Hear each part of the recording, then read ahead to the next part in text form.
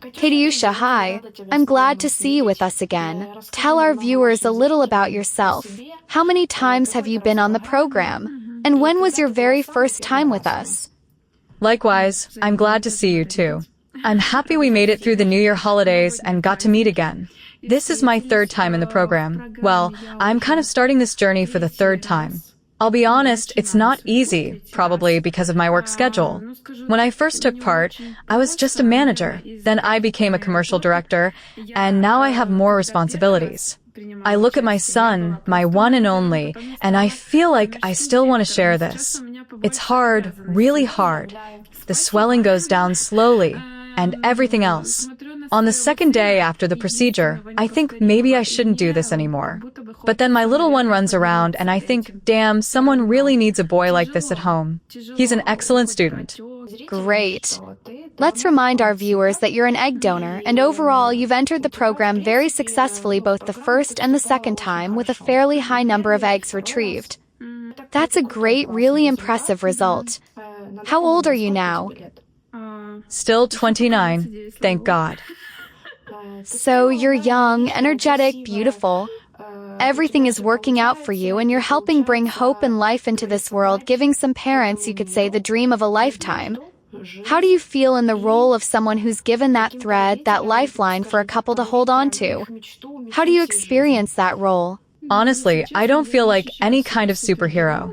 I won't pretend otherwise. It's not some heroic act. I just feel that, for now, I'm able to do this. At the same time, I've decided to have just one child in my own family and focus on him. But I'm really happy that I can give someone else the chance to have at least one child, because it truly is such happiness. Yes, kids can get on our nerves sometimes, but the moment you look at them, all your problems shift. They look different from another angle because you realize you have your own person. There's nothing closer than your own child. Nothing. How old is your son? He's 8 years old. What intervals did you have between your visits, between the first and second program, and between the second and this third one? I keep a 4-month interval so I can recover properly, especially since I go to the gym and need that time. If it were possible, I might even come earlier, but I think I need a healthy body to produce good quality eggs. Does the preparation change in any way, or is it always the same timing, same process? Is it difficult, not difficult? Any discomfort or new sensations? The only new thing is that recovery has become harder.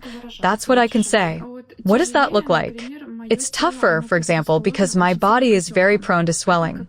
And since we're injecting hormonal medications to stimulate the eggs, it leaves a mark, not just until the first period, but for several cycles. It lingers. I can't just go back to my original shape right after the next cycle following the procedure. To get rid of the water, lean out, get back in shape, so I feel good about myself. It takes a lot of effort. And it's not always entirely up to me. Sometimes you just have to wait. Honestly, it can be difficult at times. I want to wear certain clothes, but they don't fit the way they should, the way they originally did. So yes, it's a lot of work. You also have to watch your diet. Make sure you're getting enough protein so your body recovers well and healing is better. Nutrition is something you really have to stay on top of, too. And what about people who can't have children and don't have the opportunity to go through this path on their own? They turn to clinics like ours, for example, at BioTexCom. Tell us, how do you feel about them? What do you experience? What are your feelings toward these people? What do you think about them? 'Cause many are really interested in what donors feel, whether they understand these people or not. Yes, I want to say that I do understand them. Why? Because once in my life, I had my first gynecological checkup, as all girls do. We did blood tests and ultrasound, those standard procedures. And back then I was 16, and the doctor told me that I most likely wouldn't be able to have children. So imagine, a 16-year-old girl who hadn't even started her sex life yet, who didn't really understand any of this on a physical level, and already being told that she probably wouldn't have children. Since I come from a family with 5 kids, and I'm the middle one, that really hit me deeply. Even though I was still just a girl, what children? I could have thought, great, I'll just focus on studying and my own life. But instead, it made me feel sad.